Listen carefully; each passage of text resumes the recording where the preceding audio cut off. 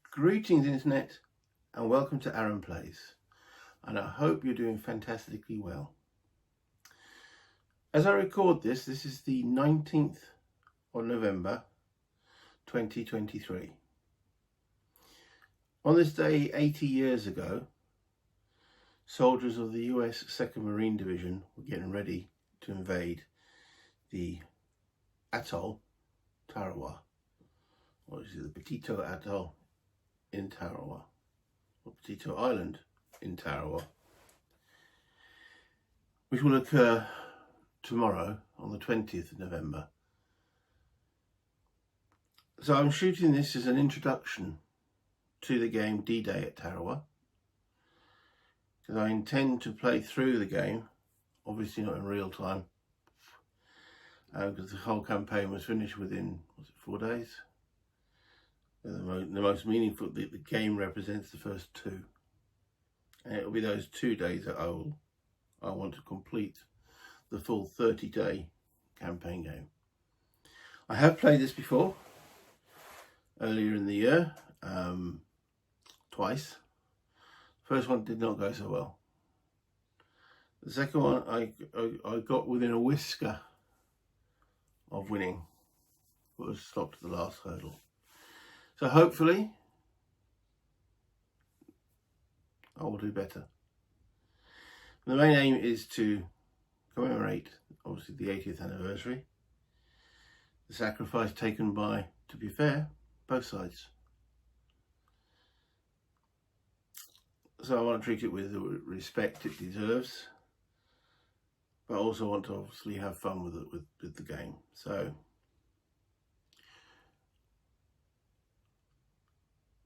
we'll go down and look at the map. I say I've set it up. It's not fully set up.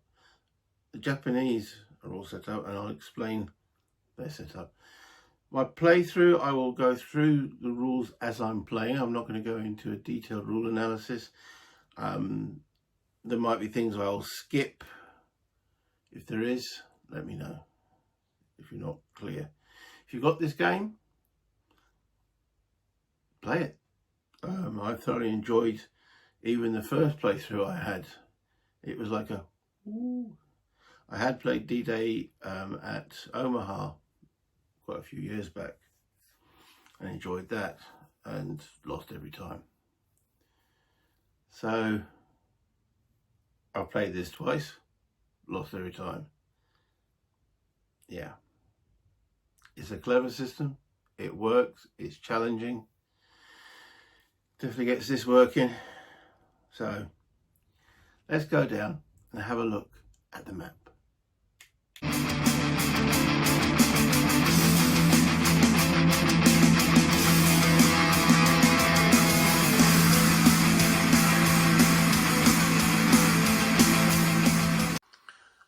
And there's the entire map. It's not the entire island. Over on this side here, this carries on for quite a few more yards, hundreds of yards. But this is the 2 days, the 20th and 21st of November, that we will fight over. As you can see, the Japanese are set up, and I'm going to go through the setup process and what is required to get them ready. I think the map is highly attractive. I know there's all these little dots and such forth, which denote fire points, but they seem to, when you look at the map overall, they blend into the terrain. It's only when you're actually hyper-focused on an area that they seem to then, and I don't know how they've done it, but they seem to then pop. As I look at the overall map, I just see the terrain, the Japanese positions. But when I say focus on here, yes, I can see the fire zones that they cover. But let's not rush ahead. So let's go through what we actually have here. And I'm going to zoom in on a particular area. There we go. Right.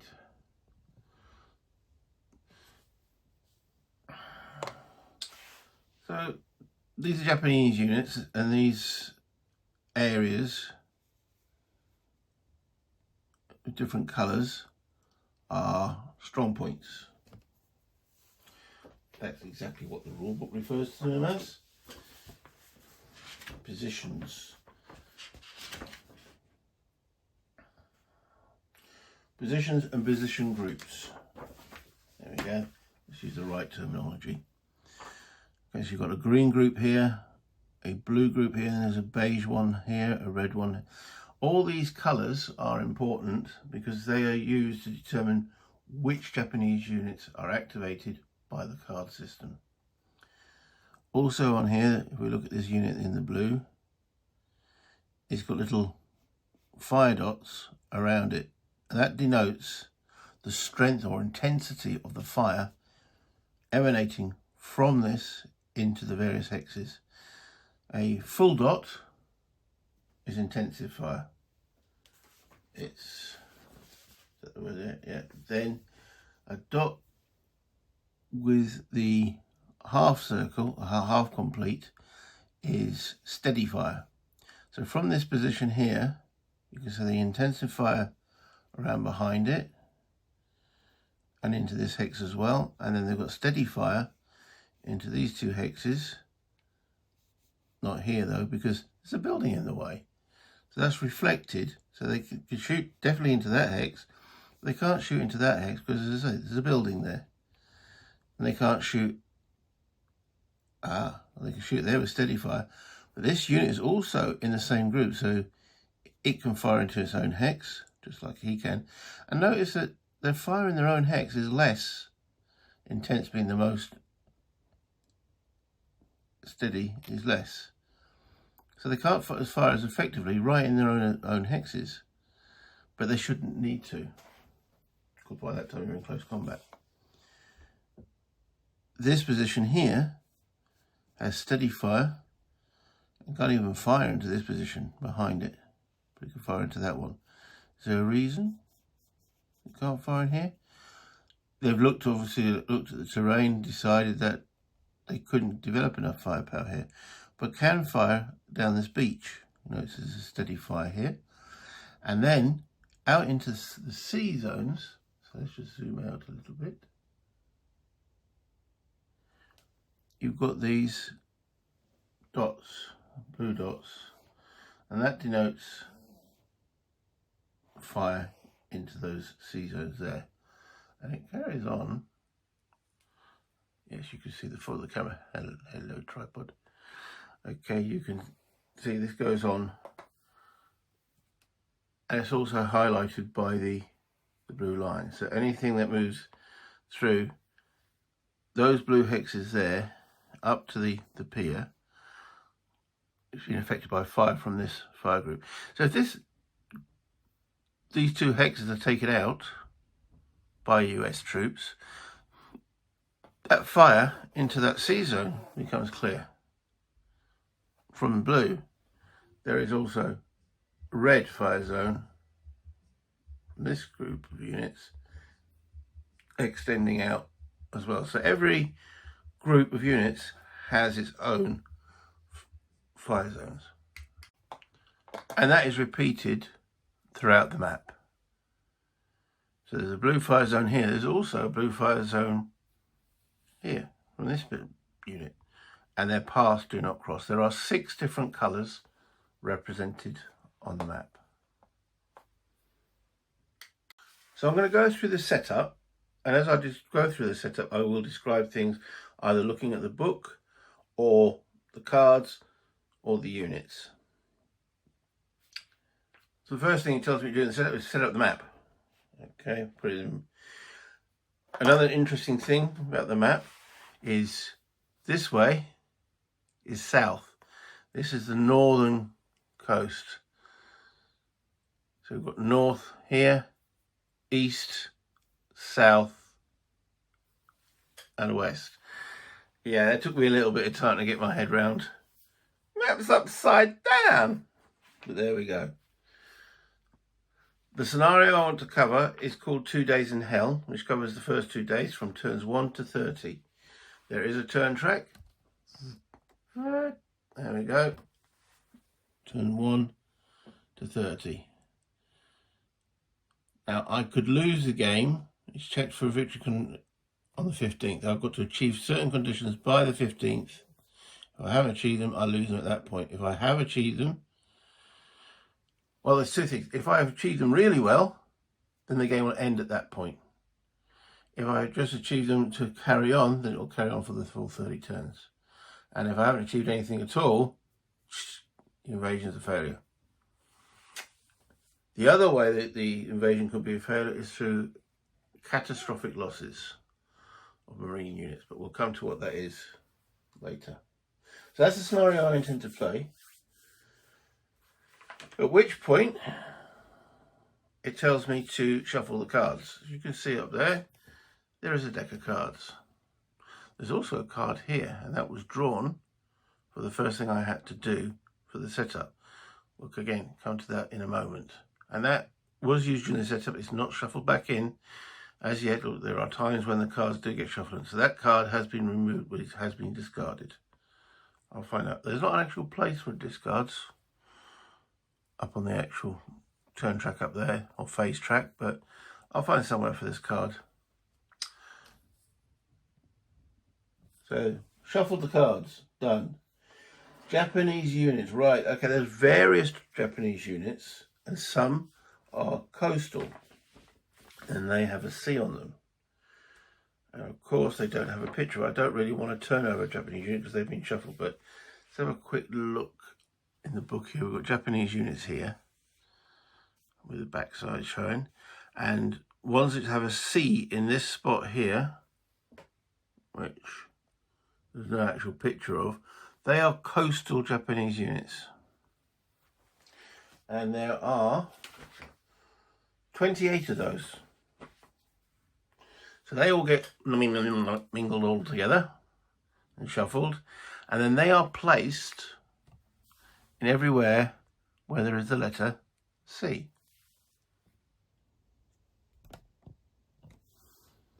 And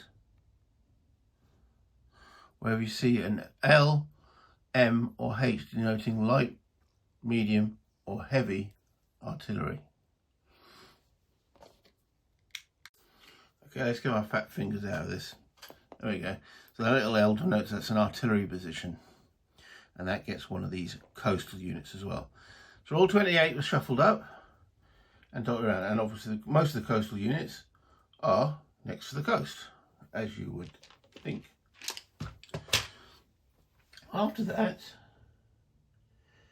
there are 3 Japanese armoured units which are set up, and that's where the card draw comes in. So there's 3 different Japanese armour, and those are known, so I can show the front of the counter, or not the depth. So,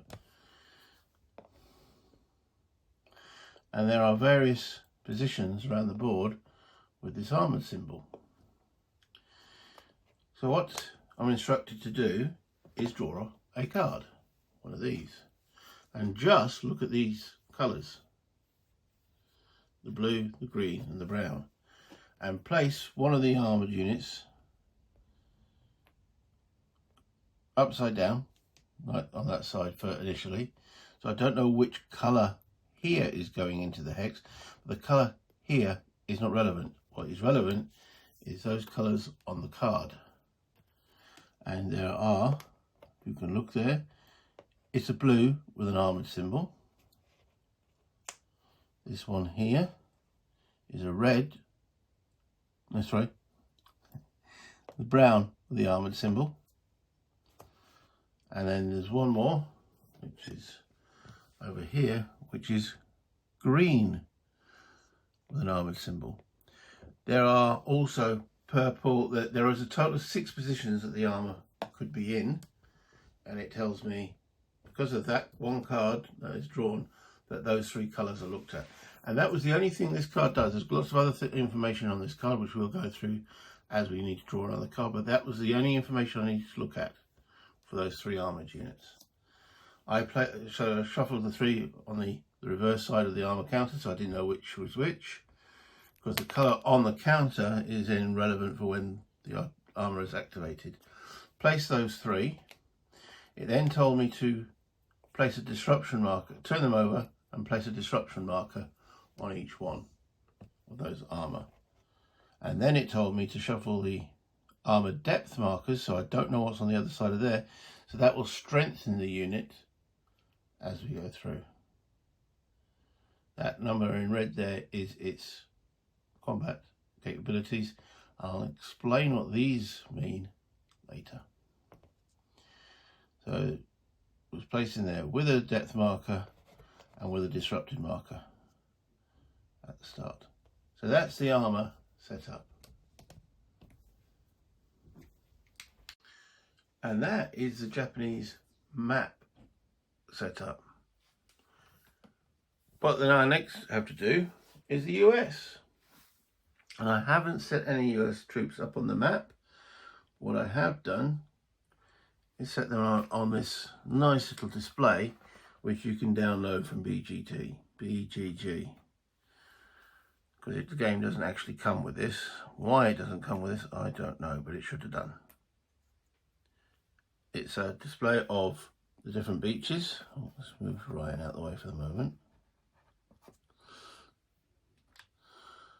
And these guys will be coming on in turn 1 on Red Beach 1. These guys turn 1 Red Beach 2. And these guys turn 1 Red Beach 3. And game 2, which beaches they come to, all the way down to right down the bottom here.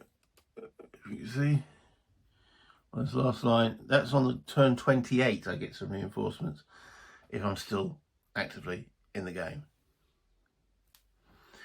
So those are the 12 US units that will be invading at 9 AM on the 20th of November.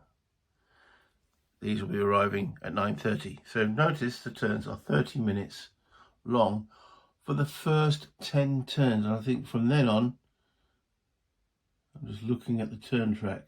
No, until night time. So each of the turns on the first day are half-hour turns.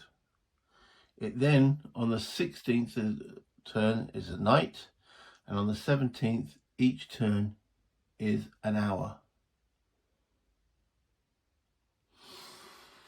Okay, so that's the US invasion forces. Let's put that to the side. Okay, ready to land. I've also placed over here, this is the Amtraks. I've got 9 of those available. Apparently that was all they had available in the actual theatre. These here are my US action ships, which we'll come to when we actually describe what the US do for the turn. And now let's have a look at what else is presented here on the map. So right at the top, this is what's called the phase track. And these are the phases that I will go through. So the first phase right over there is the US amphibious operations phase. So let's actually move the camera over a little bit so we can see a little bit better on that. So I will draw a card here, which will have an LV checking. And that's where I look. I'm taking the same card that we've used at the top of this card. And that will tell me losses for each of the beaches, U and L. When I come to do the landing, I'll go in a bit more detail what that top row means. But the first part, for each hex, I'll be drawing a card.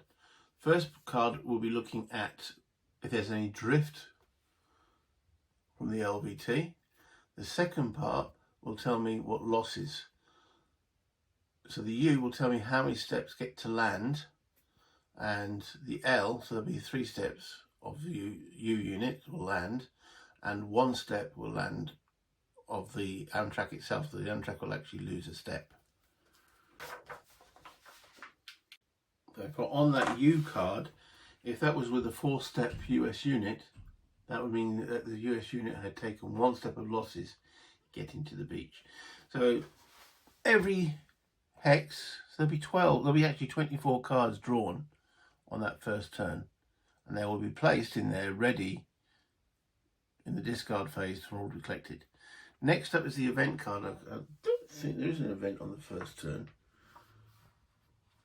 But then if we drew that card for an event in the second turn, you can see this is the event part of the card. So between turns 2 and 16, add a depth marker to one Japanese unit, and it tells you, look at that rule, that will inform you which actual Japanese unit receives depth. So the random event on this card would strengthen the Japanese.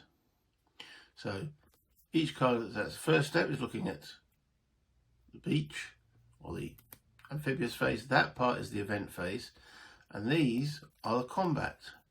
So moving along the sequence of play there, we have the Japanese fire phase, and that's where we look at the colours, and this will determine which of those colours I showed you earlier on the map, which positions actually open fire.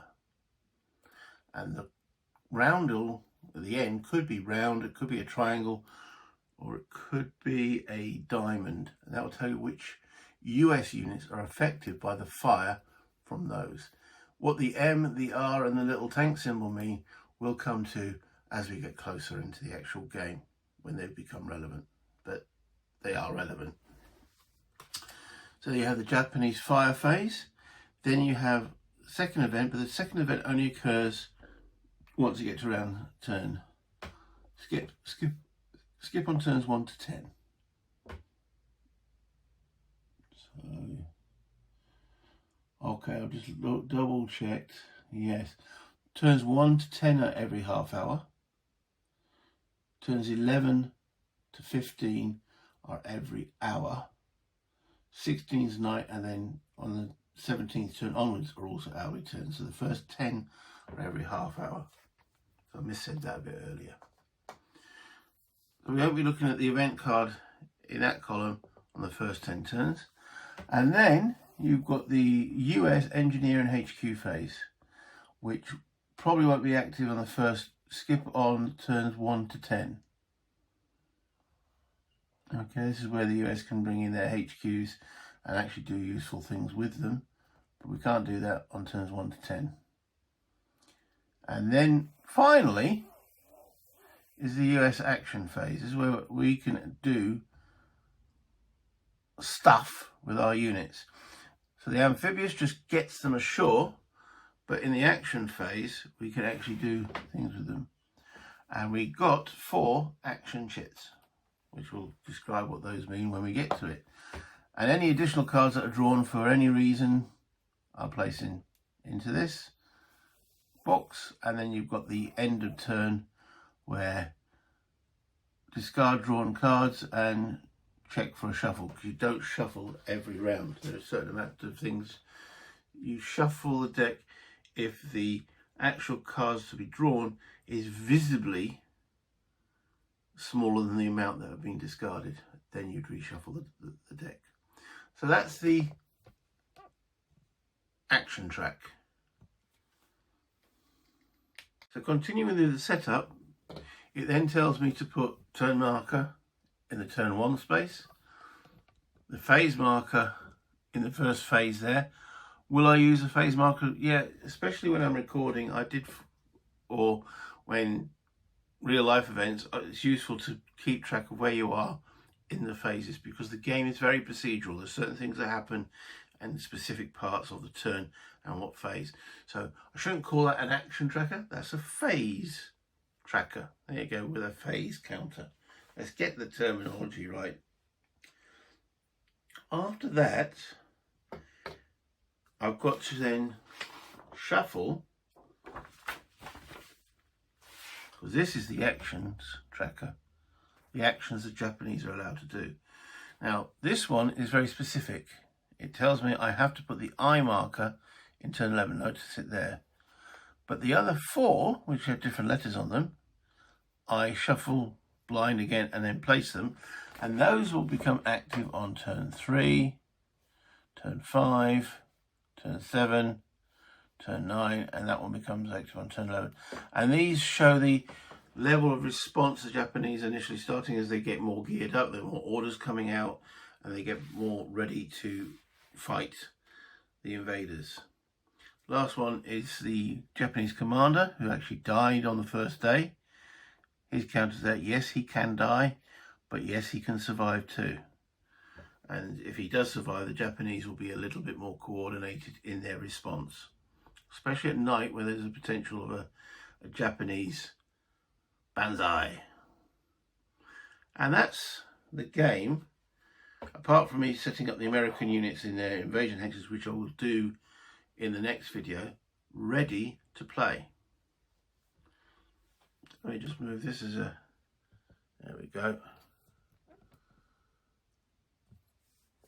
So that's it. That's the ready to play video. Let me bring this back up to me. So continuing with the setup, it then tells me to put turn marker in the turn 1 space, the phase marker in the first phase there. Will I use a phase marker? Yeah, especially when I'm recording, or when real life events, it's useful to keep track of where you are in the phases, because the game is very procedural. There's certain things that happen and specific parts of the turn and what phase. So I shouldn't call that an action tracker, that's a phase tracker. There you go, with a phase counter. Let's get the terminology right. After that, I've got to then shuffle,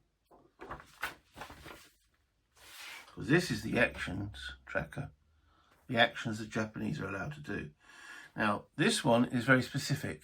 It tells me I have to put the I marker in turn 11, notice it there. But the other 4, which have different letters on them, I shuffle blind again and then place them, and those will become active on turn 3, turn 5, turn 7, turn 9, and that one becomes active on turn 11. And these show the level of response the Japanese initially starting as they get more geared up, there are more orders coming out, and they get more ready to fight the invaders. Last one is the Japanese commander who actually died on the first day. His counter is that yes, he can die, but yes, he can survive too. And if he does survive, the Japanese will be a little bit more coordinated in their response, especially at night where there's a potential of a Japanese banzai. And that's the game, apart from me setting up the American units in their invasion hexes, which I will do in the next video, ready to play. Let me just move this as a, there we go. So that's it. That's the ready to play video. Let me bring this back up to me. So it's ready to go. I will be setting out the US units, and I will probably be shooting the video of this later on this afternoon. I will release it though, hopefully 9 AM on the 20th. Now, yes, it'll be UK. Oh, was Tarawa before the international dateline or after? I'll check if I wonder if I can get this released at bang on 80th, or is that going to be like I could be fast asleep, but I can schedule release, so I'm going to double check that. So the game's ready to go. I know I said that. I've been looking forward to replaying this, and I thought that this would be the time to do it. It has been a little bit of a struggle to get this to the table because I had War and Peace, Ambush, and hogging the table space. I managed to finish the Ambush last night, cleared that up, and as you're watching this, you'll be, and if you have been following the Ambush, there's about 6 episodes that I need to get, and then they'll be released gradually. So you'll be watching this, and I'll say I've finished Ambush, but there'll still be like 4 videos or 5 videos to go. That's just the nature I shoot. I shoot as much as I can when I can between my work schedule and family life and such forth, and then so I stockpile the videos and then release them 1 per day or 1 every second day or whatever, on the days that I definitely can't do any shooting of videos or prolonged shooting of videos. doing yak videos don't take any time at all, really, apart from just sitting here and yakking. But actual playing, I've got to be in the mental state to do it, because I've come home from work and I'm like,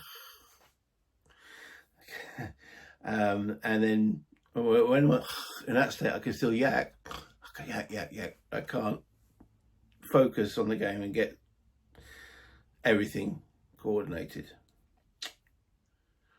I hope you'll join me with this journey. Yeah, the game's going to take considerably longer than the actual fighting and facing and such. What I can't do each turn. Well, I suppose technically it could be done each turn, because there's not much that you do in the turns. You deal out a few cards, you see what the Japanese do, then you do your own thing, and you've only got 4 actions. So that's 4 units. It gets better for the US as the game progresses, because the HQs come in, which can then, if you're in range of the HQ, doesn't count as one of your actions. But that's we'll go to when we go in more depth. So I suppose technically, if I sat here, took a day off work, I could shoot the whole thing in 2 days, or take 2 days off work. But no. I'd like to do maybe 1 or 2 turns per episode, and gradually again release them. So shoot quite a few and then release them as we go through. But I definitely wanted to get it started and going on the 20th. I hope you enjoyed this introduction. I hope you're as excited as I am to actually get to play this. Until then, remember the YouTube stuff, the like, subscribe, and the comments, and the little dingling. And I'll see you guys when we hit the beaches. Until then, bye internet.